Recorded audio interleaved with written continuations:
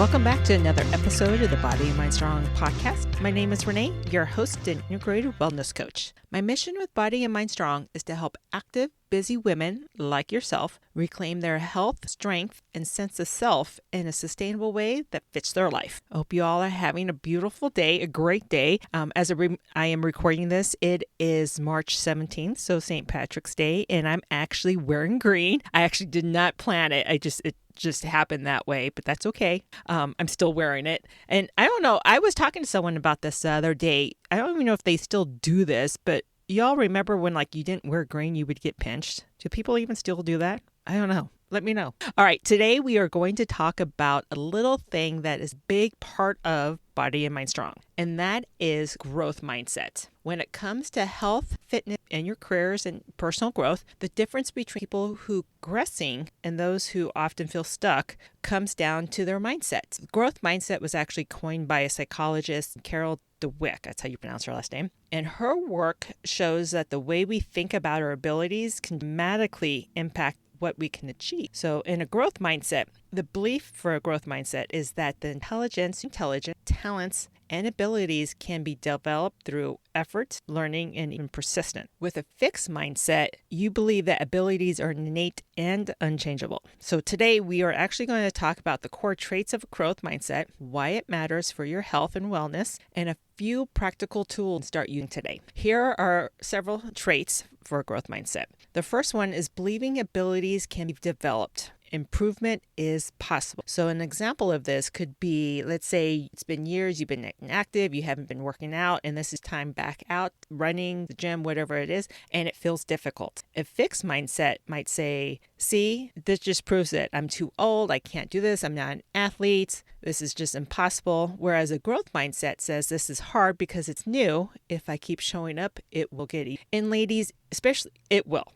With everything. And especially, I hear this a lot when it comes to running, strength training, kind of exercising hard at first. You keep going, it does get easier and better. All right. Another trait is it embraces challenges, as that is where they see growth happens. People with a growth mindset, they don't avoid difficulty, they actually expect it. So think about it. Learning something new, whether it's strength training, cooking healthier meals, running your first marathon, or even starting your path, it's going to be a little bit difficult at first. None of those things are going to feel easy at the beginning. And a growth mindset understands that discomfort often means the progress happening. And little quick side note, I'm actually going to do another episode on this. Speaking of progress, is often happening with discomfort. There's also, when it comes to plateaus and weight loss, sometimes when you hit a plateau, it feels like nothing's progressing. Things are still happening. So this is kind of the same concept, but stay tuned. That's going to be another episode. All right, back on track here. Number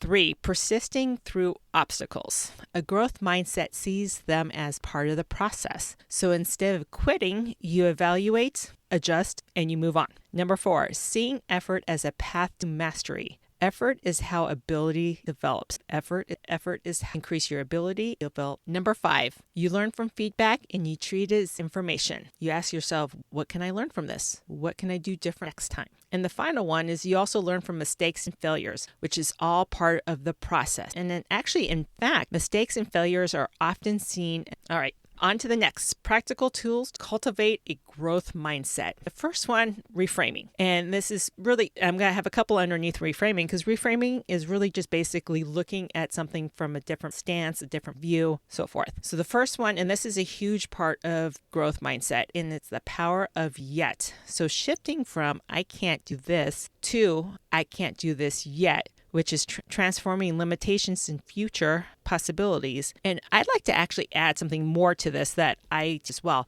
And when it comes to I can't do this, I also encourage to say I'm unable to do this, so I'm going to do this instead. Because let's face it, there are some things we just can't do. I will never be able to break world records in track and field at this point in my life.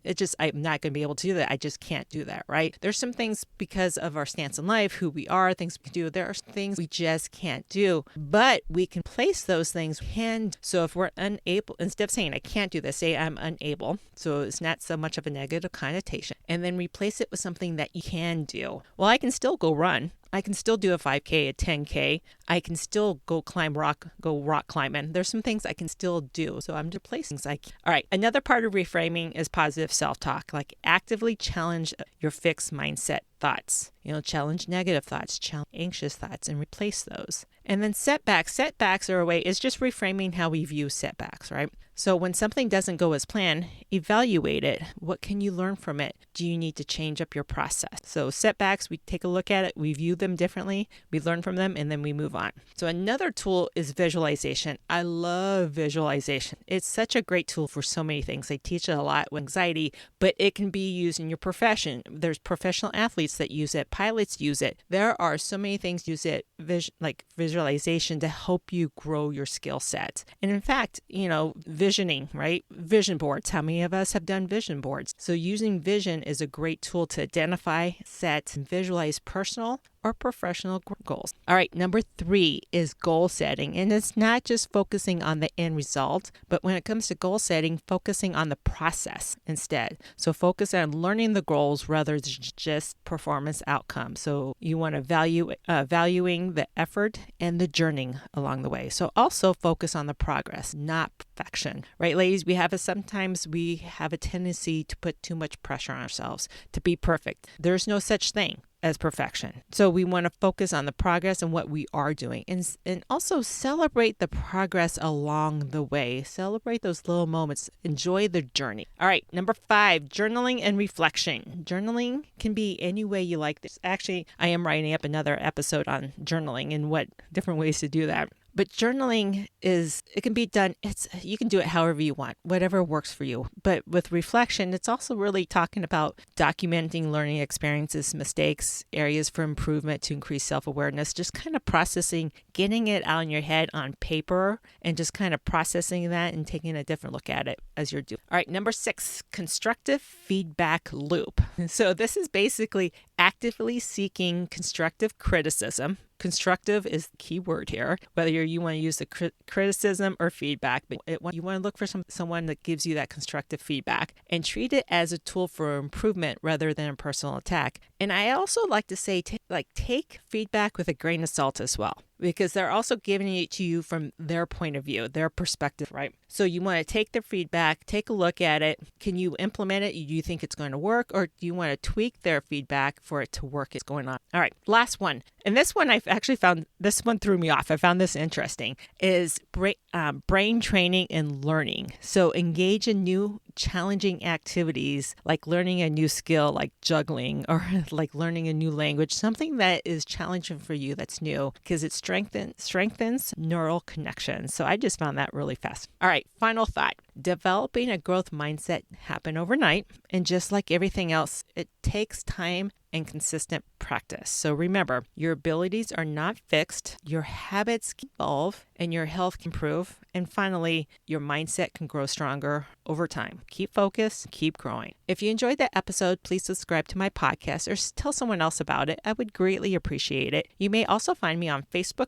Instagram, and even LinkedIn now, and YouTube at Body and Mind Strong. Also, if this episode resonates with you and you're ready for more clarity, balance, and support in your wellness journey, I'd love to hear from you. Reach out at Renee@bodyandmindstrong.com or check out my website at www.bodyandmindstrong.com. And stay tuned for more episodes on helping you create a healthier, happier, stronger life for yourself. And make sure you're doing at least one thing today that's got you one step closer to one of your goals. Take care.